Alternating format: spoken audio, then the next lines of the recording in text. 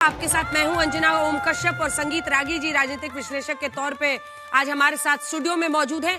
लेकिन ये गर्व का पल है, भारत के लिए इसलिए गर्व का पल है क्योंकि 1000 वर्ष तक आक्रांता आकर एक एक बार हमेशा ये कोशिश करते रहे कि वो अखंड रूप से समुद्र के तट पर खड़े सोमनाथ मंदिर को ढाते रहे। लेकिन ये भारतीय सभ्यता की ताकत थी कि हर बार वो तोड़ते रहे, हम जोड़कर खड़े होते रहे। और अनेकों बार भारत के लोगों ने इस बात का सीधा सीधा प्रतीक दिया कि कोई भी हमारे सांस्कृतिक, आध्यात्मिक, धार्मिक धरोहर पर अगर चोट करने की कोशिश करेगा तो हम उसके मुकाबले खड़े होंगे, चाहे अपने प्राणों की आहुति क्यों न देनी पड़े। और इसीलिए आज जब वीर जी गोहिल के भी मूर्ति के सामने प्रधानमंत्री नरेंद्र मोदी जो वहां पर पहुंचे थे आज इस पर्व में, जब नतमस्तक हुए तो पूरा देश उनके साथ नमन कर रहा था। इसीलिए आज जब सरदार वल्लभ भाई पटेल की मूर्ति के सामने प्रधानमंत्री ने पुष्पांजलि की तो पूरा देश पुष्पांजलि कर रहा था। आज जब प्रधानमंत्री नरेंद्र मोदी भगवान शिव और शिवलिंग की पूजा कर रहे थे, जलार्पण कर रहे थे, पूजा कर रहे थे, तो पूरा देश उनके साथ शामिल था। क्योंकि ये सिर्फ एक धर्म से नहीं जुड़ा है, ये एक प्रांत से जुड़ा हुआ नहीं है, ये भारत के सांस्कृतिक धरोहर का वो प्रतीक है जिस पर हर भारतीय को गर्व है। और जब ये अटल अचल इतना विशाल खड़ा रहता था समुद्र पर, तभी तो आक्रांताओं की नजर में ये इतना खटकता था कि सब इसको निशाना बनाते थे ताकि वो ये स्थापित कर पाए कि मूर्ति पूजन करने वालों का हम क्या हश्र करते हैं। लेकिन मूर्ति पूजन करने वालों ने मूर्ति भंजन करने वालों के खिलाफ कभी समर्पण नहीं किया और आज उसी का जश्न इस पर्व में हो रहा है। कई खास मेहमान भी हमारे साथ जुड़ रहे हैं। तो सोमनाथ मंदिर का क्या महत्व है, और आज जब प्रधानमंत्री इस मंच से बोल रहे थे तो उन्होंने सीधे सीधे तुष्टीकरण से इसे जोड़ा। उन्होंने किसी का नाम तो नहीं लिया, ना कांग्रेस पार्टी से, ना किसी पूर्व प्रधानमंत्री का। इससे पहले वो लेख जरूर लिख चुके हैं पंडित जवाहरलाल नेहरू को लेकर कि वो अति उत्साहित नहीं थे इस पर्व को लेकर।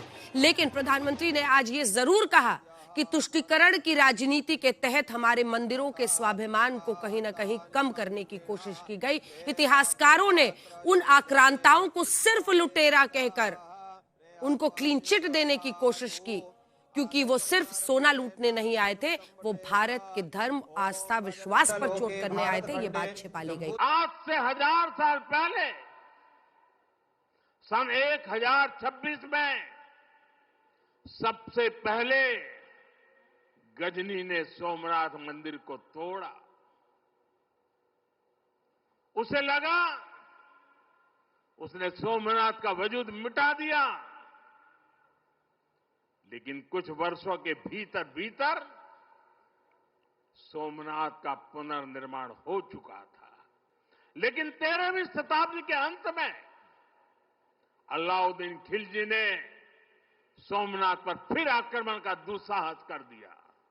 इसके बाद 14वीं शताब्दी की शुरुआत में जूनागढ़ के राजा द्वारा फिर से सोमनाथ की प्रतिष्ठा संपन्न कर दी गई। प्रधानमंत्री नरेंद्र मोदी का संदेश केवल इतिहास स्मरण भर का नहीं है, बल्कि वर्तमान को चेतावनी भी है। बिना नाम लिए प्रधानमंत्री ने याद दिलाया कि जब सरदार वल्लभ भाई पटेल ने सोमनाथ के पुनर्निर्माण का संकल्प लिया, तब भी उन्हें रोका गया। 1951 में मंदिर की प्राण प्रतिष्ठा में राष्ट्रपति के शामिल होने पर आपत्ति जताई गई। ये वही दौर था जब आस्था को सत्ता की सीमाओं में बांधने की कोशिश हुई। कि आक्रमण के इतिहास को भी कुछ इतिहासकारों और राजनेताओं द्वारा व्हाइट वॉश करने की कोशिश की गई, लेकिन न सोमनाथ नष्ट हुआ और न ही भारत नष्ट हुआ।